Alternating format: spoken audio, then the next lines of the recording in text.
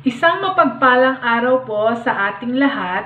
Ang topic po natin for today ay kung ano ang erectile dysfunction, ano ang mga simptomas ng erectile dysfunction, paano ito ginagamot, at paano ho ito maiiwasan.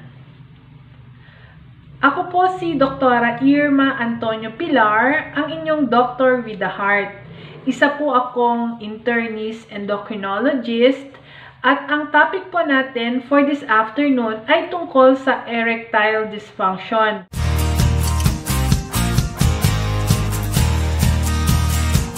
Karamihan po ng mga pasyente na pumupunta sa clinic ay nahihiya pong magtanong tungkol sa erectile dysfunction. Until may isa po akong viewer na nag-message po sa akin kung pwede raw bang i-discuss ko po dito sa page ko yung sakit na erectile dysfunction. Actually ho, ang mga pasyente ho talaga, hihiya po sila na magtanong tungkol dito. Karaniwan, yung mga asawa nila ang nanghihingi sa akin ng gamot para sa erectile dysfunction. Ano ang erectile dysfunction? Ang erectile dysfunction ay siya rin yung tinatawag na male impotence.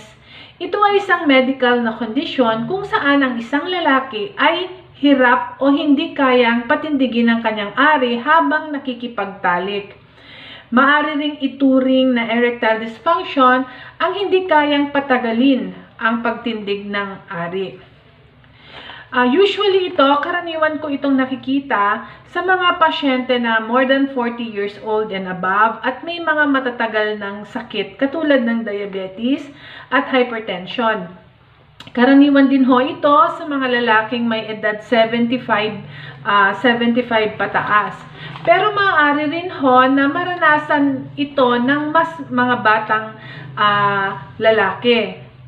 Walang tiyak na edad kung kailan mararanasan ng isang individual ang mga simptomas nito. Ngunit maaari itong magkaroon ng pangmatagalang epekto sa psychological health at buhay sexual or sexual life ng isang lalaki. Ano ba ang simptomas ng erectile dysfunction? Ang pangunahing simptomas ng erectile dysfunction ay ang kahirapan sa pagtindig ng ari, kahirapan sa pagpapanatili ng ereksyon or habang nakikipagtalik at ang kawalan ng gana na makipagtalik. Yan po yung tinatawag nating erectile dysfunction. Maaari ding maranasan ang kahirapan sa pagtindig dulot ng mga panandaliang sanhi lamang. So, hindi dapat ito ikabahala kung ang kahirapan sa pagtindig ay nararanasan lamang paminsan-minsan. Tandaan na lahat ng lalaki ay maaring magkaroon ng problema sa pagtindig ng ari kahit wala po siyang erectile dysfunction. So, ano po yung mga sanhi ng erectile dysfunction? Unang-una ho, psychological cause. Yung mga sanhi dahil sa, halimbawa sa stress, depression, yan. Pangalawa po, yung tinatawag na physical cause. Katulad ho ng diabetes, hypertension, stroke. So, ang psychological cause, maaring ang dahilan nito ay number 1, stress. Kung ikaw ay may problema sa pera, sa iyong trabaho, sa iyong negosyo or mga relasyon, sa iyong pamilya, at sa inyong pag-aaral. So, stress, isa yan sa nakakasanhi ng erectile dysfunction. Pangalawa ho, yung tinatawag na pangamba or guilt. Maaari ding magdulot ng erectile dysfunction ang sobrang pangamba o kawalan ng tiwala sa sariling kakayahan sa pakikipagtalik. Madalas, ito ay tawagin na performance anxiety. Kasama na dito ang mababang tingin sa sarili. So, or yung tinatawag na mababa yung self-esteem mo. Pangatlo ho, depression.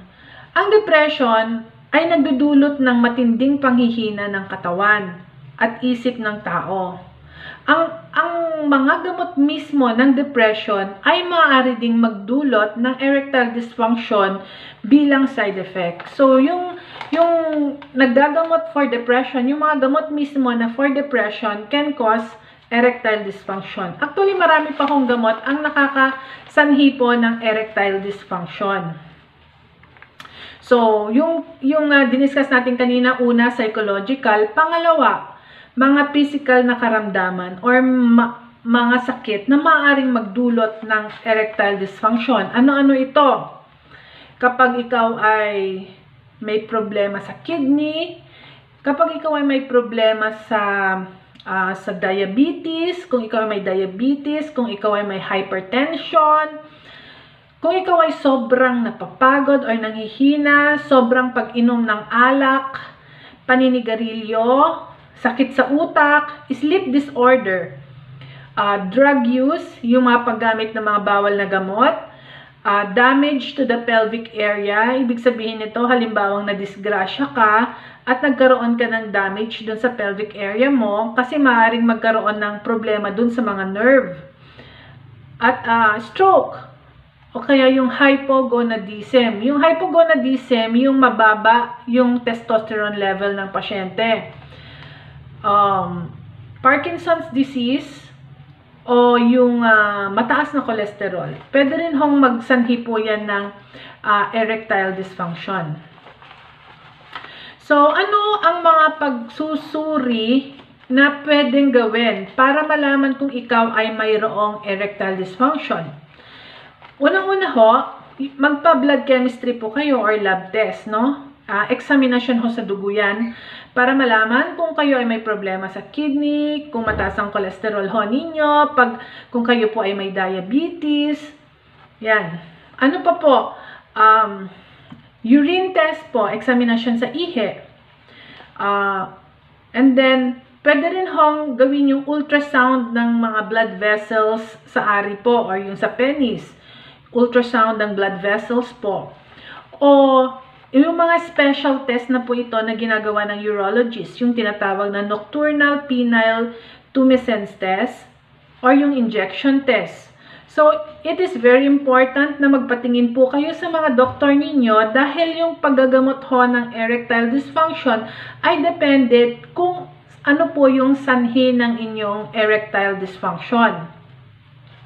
Pero usually yan sa mga pasyenteng nagpapatingin sa akin dahil sa diabetes or dahil sa hypertension, ang dahilan po niyan ay dahil sa paninikip po ng ugat doon po sa may penile area po at yung nerve damage po doon din po dahil po yan sa diabetes.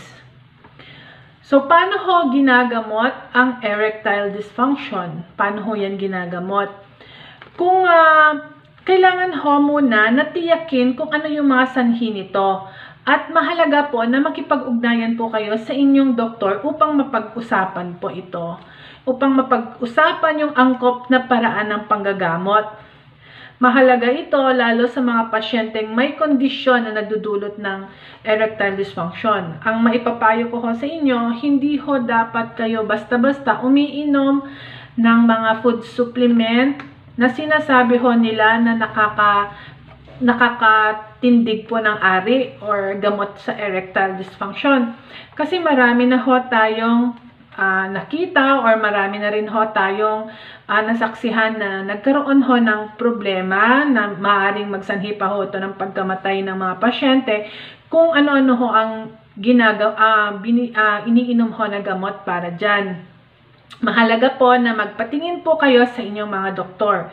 So, ano yung mga maaaring gamot na binibigay natin sa mga may erectile dysfunction? Yung pag-inom ng gamot katulad po ng mga sildenafil, no? At marami pang ibang klaseng gamot na kapareho din po ng sildenafil. Ang ginagawa ko kasi ng sildenafil, ini-stimulate niya po yung blood flow dun sa penis, no? So, pag ini-stimulate niya yung blood flow, titindig yung ari ng lalaki. So, o kaya, ginagamit ho ito ng mga urologists, yung paggamit ho ng penile prosthesis, o vacuum constrictive devices. O kaya naman, yung pagturok ho ng gamot para sa dun sa base or dun sa side ng penis po.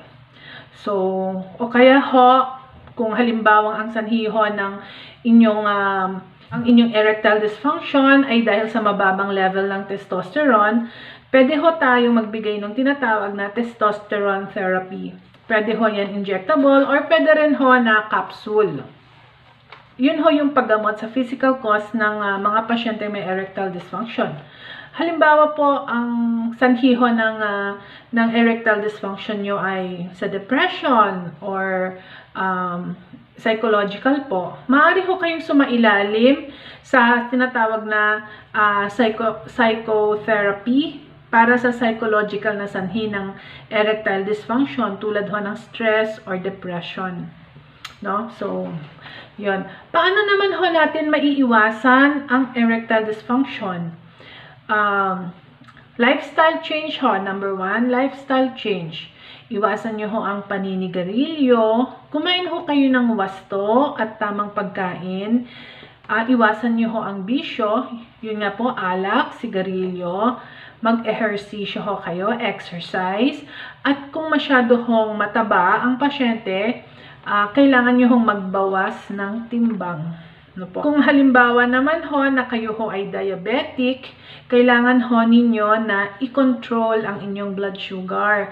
Kasi ho, karaniwan ho ang erectile dysfunction, nangyayari ho yan sa mga pasyente na uncontrolled ang blood sugar at matagal na hong may diabetes. Kasi pag matagal ho ang diabetes at uncontrolled ang blood sugar ninyo, nagkakaroon ho kayo talaga ng complication. Actually, ang erectile dysfunction ay parte ho yan ng tinatawag na diabetic neuropathy. Ang erectile dysfunction ho ay madaling maiwasan o malabanan kung may suporta po yung inyong asawa. Kaya karamihan ho sa clinic, actually, yung asawa nila ang nagsasabi na may erectile dysfunction yung asawa nila at sila yung humihingi ng gamot. Take home message ko lang po sa inyo ay kung kayo ho ay may erectile dysfunction, kailangan ho ito, wag ho kayong mahihiya na sabihin po yan sa inyong mga doktor. Kasi sila lang po din talaga po ang makakatulong sa inyo. Wag ho kayong bibili ng kung ano-ano po na sinasabi po nila. Kasi po baka makakontra ho yan dun sa mga gamot na iniinom ho ninyo at imbes na makatulong ay makasama pa sa inyo. So, kung may mga comments po kayo or additional po na katanungan, mag-message lang po kayo sa comment, no? At please po, don't forget, i-share nyo po yung video ito. Paki-like na lang po at pa-share na lang po ng video. Maraming salamat po. Thank you and God bless.